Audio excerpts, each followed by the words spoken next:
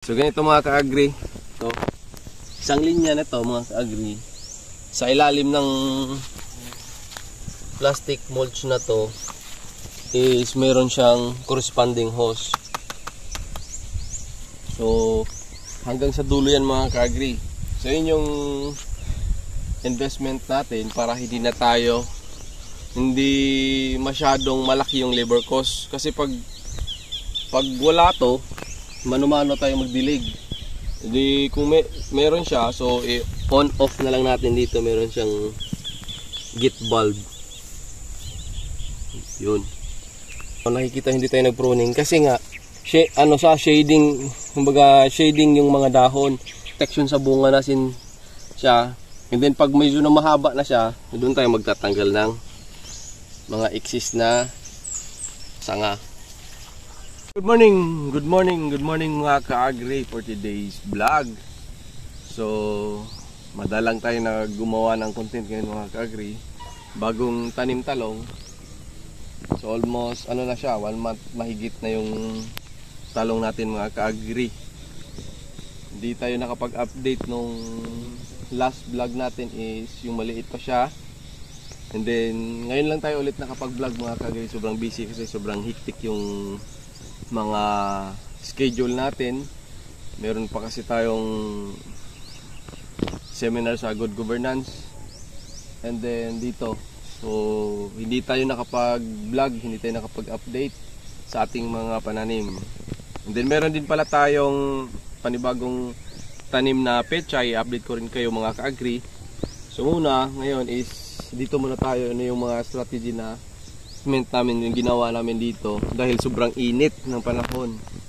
Sobrang init, alam naman natin na ramdam talaga yung El Nino, pero ito pa rin yung epekto sa ating mga pananim na talong.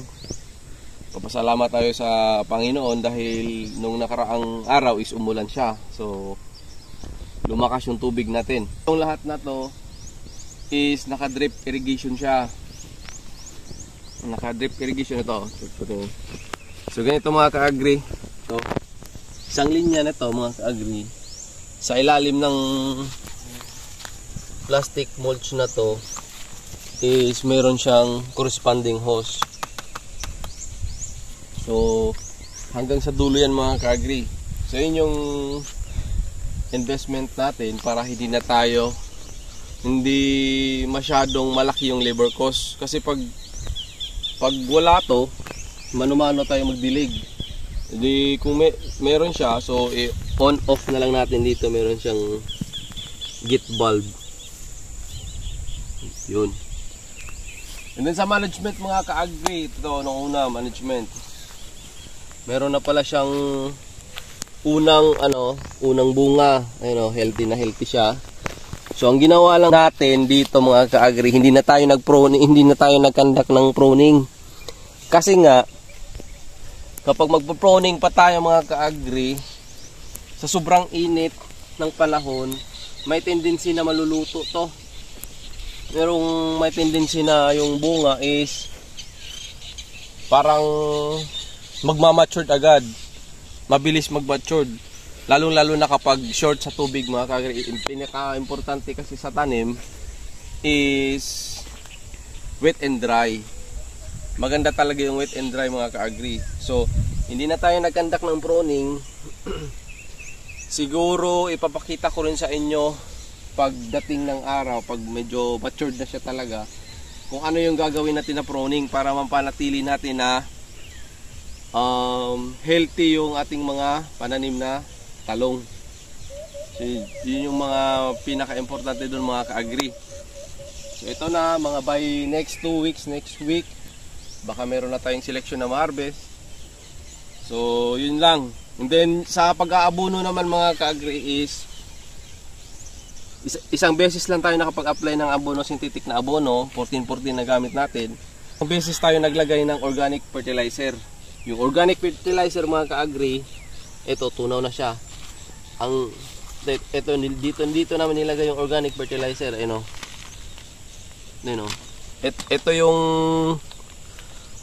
dumi ng kambing. Ang dumi ng kambing is mataas yung organic matter niya, lalo na sa nitrogen.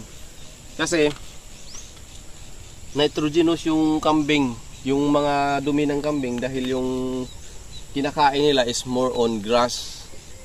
And then mataas din siya sa potassium, mataas din siya sa phosphorus. Yung phosphorus, mga ka-agri, is magpabulalas ng roots. And then yung potassium is pampalaki ng bunga, pampaganda ng bunga. And then mag-a-apply pa tayo ulit dito ng chicken dung for maintaining yung nitrogenous na fertilizer. Kinakailangan yon, mga ka-agri. So ito, mga ka-agri, tara. So ito ngayon, mga ka-agri. So hindi tayo nagpapadamo, magpapadamo tayo by tayo sa mga babae. Ang kagandahan lang sa ganito, mga ka-agri, is nakakabigay tayo ng employment. Kumbaga, nakakatulong tayo sa government dahil nga makaka-hire tayo ng mga unemployed na tao. So, siyempre, kinakailangan din nila ng finance. So, nag-hire tayo ngayon, Holy Week. Vlog muna tayo kasi nga, nagpapatubig kami.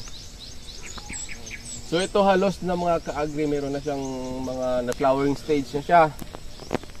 So yun, hindi tayo nag-pruning kasi nga sobrang init. Kumbaga ganito siya. Ganito siya, mga ka-agri. Hindi yung nakikita, hindi tayo nag-pruning kasi nga shading, kumbaga shading yung mga dahon.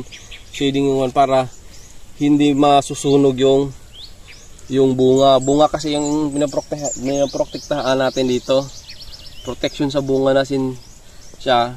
And then pag medyo na mahaba na siya, doon tayo magtatanggal ng mga excess na sanga. Ayun. And then sa harvestin muna natin to, sayang. Lagyan to namin ng munggo, ginataang munggo, sarap na ito.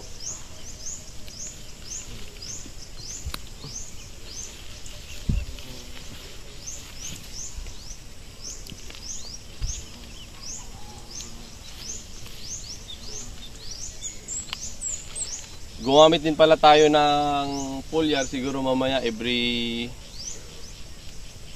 week kami nag-a-apply ng foliar, mga ka-agri.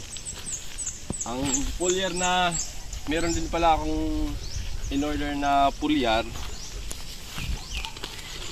pangpabulalas ng bunga at pampabulalas ng ng dahon at pampapabulaklak yun, mga ka-agri, kasi nga kinakailangan nating paramihin yung bulaklak. Kasi nga yung bulaklak is yun yung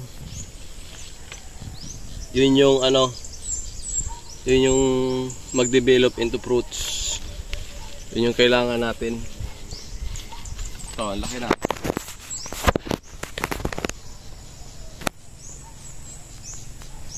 Tara.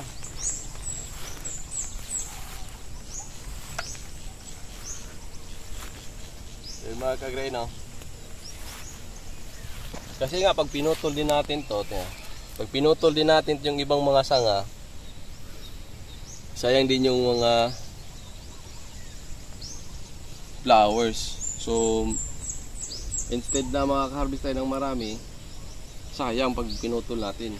Saka na lang natin puputulin pag na siya, matured na yung sanga.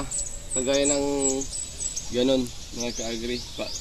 Sige, i-explain ko na lang sa inyo, i-update ko na lang kayo, mga ka-agri, sa mga gagawin nating experiment dito. Kasi nga yung pag matured na, ikakat na agad, hindi natin ikakat. I-explain ko na lang sa inyo sa susunod na vlog natin, mga ka-agri, kasi mahirap mag-explain pag hindi pa natin ma-apply.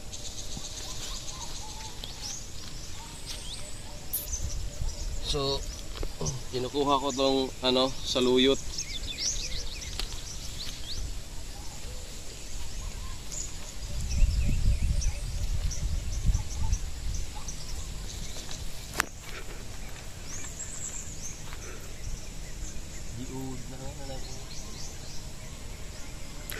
Kari oh, balik ka.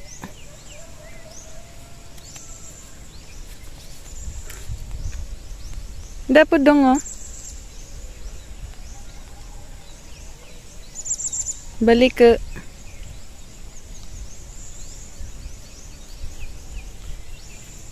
So yun mga kaagri, update at meron tayong gulay, harvest na gulay sa Loyot. Napaka inam to, organic. So yun mga kaagri, sana marami kayo natutunan sa vlog na to. Don't forget to like, share, and subscribe sa ating channel, JTV Agrikultura. Then, antabayan na nyo lang mga kaagri, mag-update pa rin tayo dito sa ating mga tanim na talong. And then, kung masiproduce na tayo, kung baka meron kayong gustong mag-order or per serve ng order 10 kilos above, 20 kilos above. So, dito kayo. Basta malapit lang sa Alicia, kumbaga i-PM nyo lang yung page ko, JTV Agrikultura, para makapag-order kayo. Kasi meron pa tayo second batch at third batch na ganitong klaseng pananim. So hanggang dito na lang tayo mga kaagri. Happy farming!